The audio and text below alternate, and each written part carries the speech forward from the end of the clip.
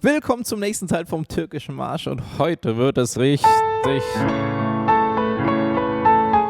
bombastisch. Ja, also es geht weiter mit dem nächsten Thema. Von dem Material, was sich zu merken gilt, gibt es nicht so viel. Dafür wird es technisch ein bisschen anspruchsvoller. Wobei, das gesamte Stück ist ja da, ne? Heute haben wir die Sache mit diesen Oktaven. Pass auf, erstmal eine kleine Übersicht. Es ist sehr akkordlastig und wenn du dich mit Akkorden gut auskennst, ist es sehr einfach für dich, das zu merken. Nämlich, pass auf, ganz schnell. Das ist A-Dur. Die Töne dazwischen gehören alle zur A-Dur-Tonart. Wir sind jetzt auch hier in der A-Dur-Tonart an dieser Stelle. Ne? Es gibt hier einen Tonartwechsel. Das heißt, wir haben die Töne Fis, Cis und Gis. Schau mal, die A-Dur-Tonleiter wäre diese hier. Das Cis, Fis, Gis. Das wäre zum Beispiel super, wenn du die jetzt spielen könntest, wenn du dir nämlich letztendlich auch die Melodie. Guck hier. Nutzt sich hier, das ist eigentlich schon die Melodie hier in diesem Bereich, bedient sich auch an diesen Tönen am Fis und Gis. Niemals das F und das G, auch niemals das C. Und abgesehen hier von diesem großen Sprung sind das alles nur benachbarte Töne. Das lässt sich also hervorragend merken. Also wir haben hier A-Dur. Dann haben wir hier D-Dur, auch in der linken Hand, das ist D-Dur, das Fis ist Bestandteil von D-Dur und E-Dur. Das wird wiederholt. Der Schluss ein bisschen anders. D-Dur, E-Dur und A. Ja, also das war's schon. Letztendlich sind das wirklich die Akkorde A, D und E. Das ist sowas wie in einem Schlager C, F und G, hast du vielleicht schon mal gehört, ist nur eine andere Tonart. Aber wirklich die Grundakkorde der Grundakkorde. Okay, also konkret sieht das so aus. Der erste Überabschnitt in der rechten Hand. Guck mal hier. A, H, Cis in der Oktave. Die Sache mit dem Oktavenspiel, ne? Also es muss ein bisschen Spannung natürlich drin sein, dass die Hand hier nicht zusammenfällt, sondern dass sie auseinander ist. Aber bloß nicht verkrampfen, auch hier im Unterarm, wenn du hier Schmerzen hast, lieber nochmal den Arm ausschütteln, eine Pause machen. Wenn es nicht aufhört, auch für den Rest des Tages bitte eine Pause einlegen. Ja, und dann auch gerne ganz langsam das üben, wenn du es noch nicht so gut kannst. Aber wenn du es gut kannst, dann natürlich. Also A, H, Cis, das wird wiederholt. A, H, Cis. Dann geht's runter. H, A, Gis. Und also das ist dann das zweite quasi. Das ist der zweite Überabschnitt. Cis, H, A, Gis.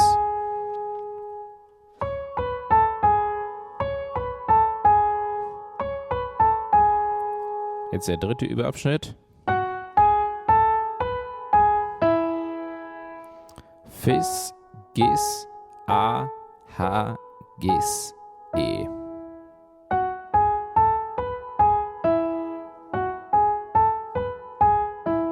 Hier sieht man aber schön übrigens Gis, E. Das ist von diesem E-Dur-Akkord schon, ne? Dieser Sprung. Okay, also bis dahin und dann haben wir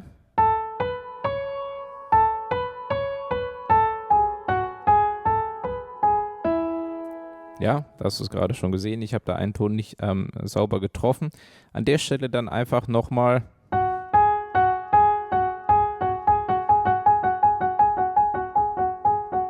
auch nur, das ist ein ganz kleiner Überabschnitt, aber das nochmal üben, ne?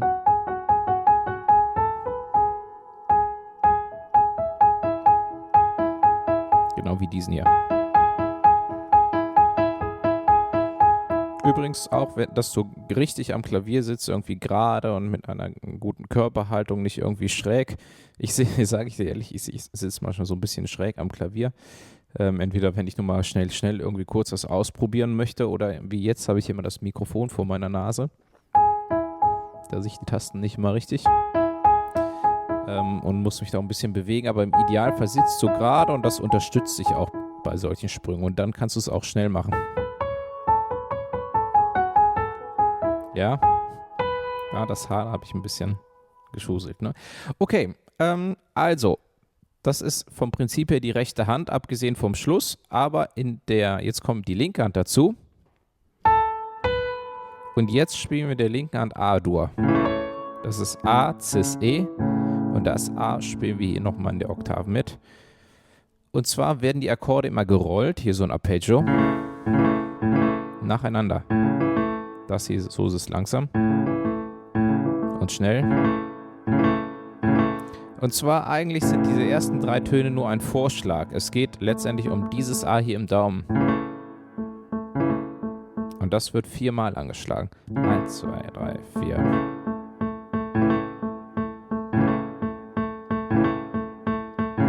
Guck mal, nimm bei diesem Vorschlag, bei diesem gerollten Akkord, nimm da den Ellbogen unbedingt zur Hilfe. Das macht nicht die Hand alleine.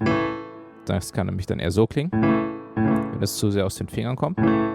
Schön nacheinander, der Ellbogen macht ja Wop, ne? Gibt dir einmal den Schwung. Versuch die Hand im ersten Schritt mal ein bisschen passiver zu halten, auch wenn da vielleicht die Finger nicht so kräftig sind. Aber dann, da sieht man mal, wie viel Macht der Ellbogen tatsächlich doch hat.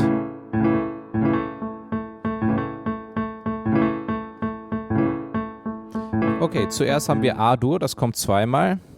Dann kommt D-Dur, das ist D, Fis, A. Und da wird das D nur 2-mal gespielt. Ausnahmsweise. Weil sofort der nächste Akkord kommt. Eigentlich auch noch D-Dur. Und zwar so, Achtung, pass auf, ich gehe mal weiter in die Tasten rein. Mit einem Übergangston statt D wird hier das Dis gespielt. Das ist quasi ist der Durchgangston, weil wir später zum E-Dur kommen, aber wir sind jetzt erst noch bei D-Dur. Das heißt, wir haben hier, Achtung, und dann wirklich die in der Mitte bleiben, nur der kleine Finger und der Daumen geht einen Halbton hoch. Und das Dis wird dann auch 2-mal angeschlagen. Und dann E-Dur. 2, 3, 4. Ja, das war's schon. E-Dur ist E, Gis, H. Und hier oben E. Also mal alles zusammen. Erst A-Dur. 1, 2, 3, 4, 1, 2, 3, 4, 1, 2, 3, 4, 1, 2, 3, 4. Das war's schon mal langsam.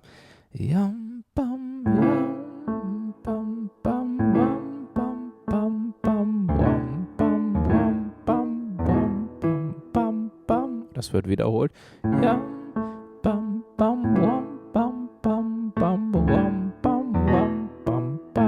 Und am Schluss haben wir D-Dur und E-Dur und A. Ja, da gehen wir direkt von D-Dur auf E-Dur, nicht mehr diesen Übergang.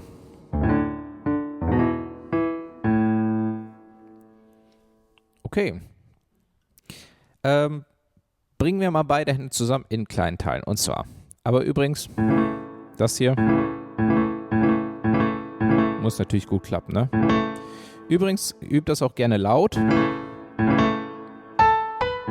Ja, diese Stelle ist laut, das ist Forte, das heißt wirklich laut.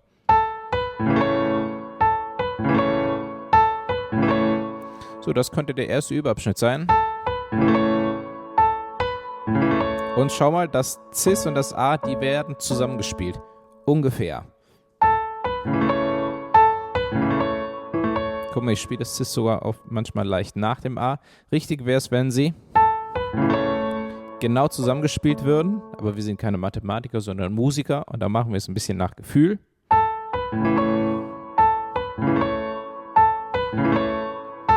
Ja, das ist dieser Rom.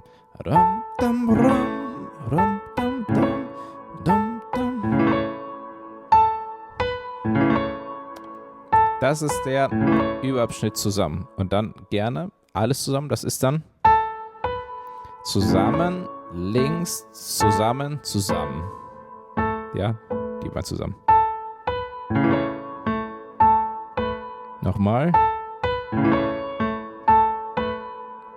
So, das ist der gesamte Takt über A-Dur. Ja, der hier spielt einfach gerade durch. Rein theoretisch kannst du hier übrigens noch die Finger wechseln, nicht alles nur mit dem Daumen spielen, sondern 1, 3, 2, 1. Daumen, Mittelfinger, Zeigefinger, Daumen. Ja, das macht man oft, damit, probier es aus, du merkst das, wenn du immer nur den Daumen auf einem Ton nimmst, ist das ein anderes Gefühl, als wenn du die Finger da wechselst. Wenn du die wechselst, hast du tatsächlich ein bisschen mehr Kontrolle über den Ton.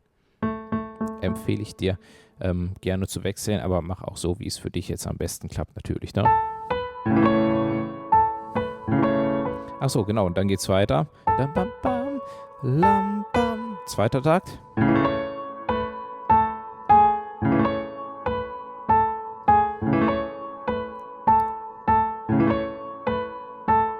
Ja, zweiter Überabschnitt mit beiden Händen zusammen.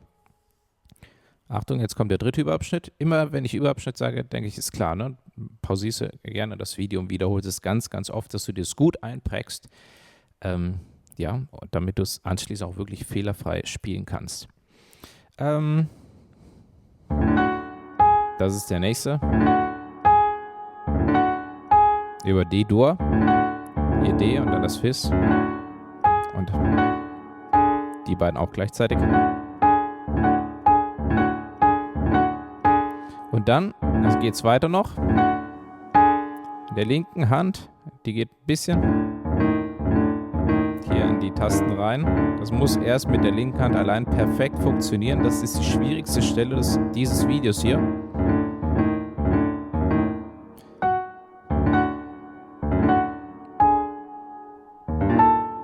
Ja. Und das ist der gesamte Überabschnitt. Okay. Und jetzt der letzte, Achtung, über E-Dur. Ne? Links E-Dur, dann das Gis. Bis dahin.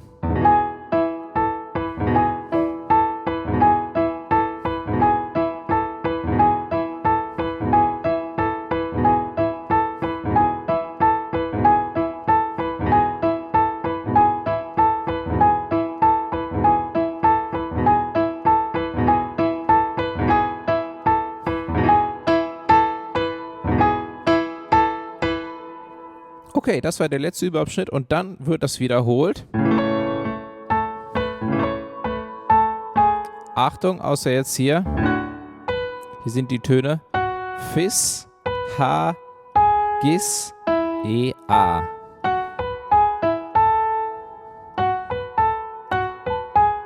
Entschuldigung. Okay, und mit beiden Händen zusammen ist es dann hier links D-Dur. Jetzt E-Dur links und dann A als einzelner Ton auch in der linken Hand. Und der Daumen wird natürlich wiederholt.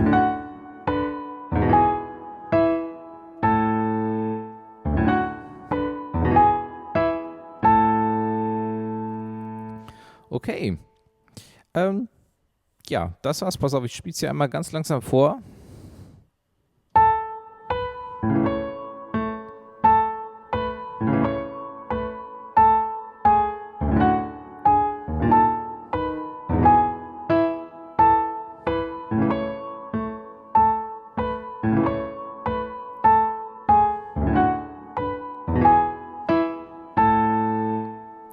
So, und also das muss natürlich dann noch schneller werden.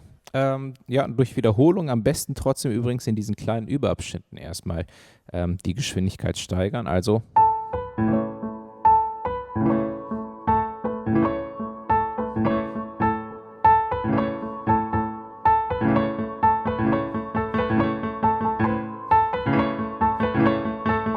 ja, also langsamer und dann immer schneller werden. Und wenn du das ganz oft machst und regelmäßig machst, dann wirst du erstaunt sein, welche Geschwindigkeit du dort erreichen wirst. Pass auf, noch eine Sache, wenn du möchtest, kannst du ein bisschen Pedal einsetzen. An dieser Stelle. Guck mal, habe ich das, jetzt drücke ich das Pedal, aber lass es auch wieder los. Jetzt weg. Jetzt weg. Drücken weg.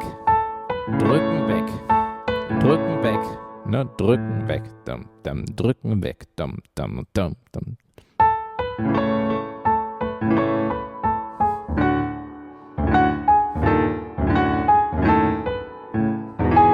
Und bei jedem Akkord, ne, dann ist es nochmal. Ja, klar. Dann wirkt es nochmal ein bisschen voluminöser. Übrigens auch, wenn du das Pedal drückst und hast ein akustisches Klavier und bei vielen oder bei immer mehr E-Pianos heutzutage auch klingt außerdem das gesamte Klavier auch nochmal ein bisschen voluminöser, weil die Dämpfer sich von den Saiten lösen und ja, das Ganze hat halt so dadurch schwingen alle Saiten nochmal ein bisschen mit. Okay, also das war der heutige Teil. Weiter geht's im nächsten Video. Ich freue mich, wenn du dann wieder dabei bist und ja, erstmal viel Spaß beim Üben. Bis dann.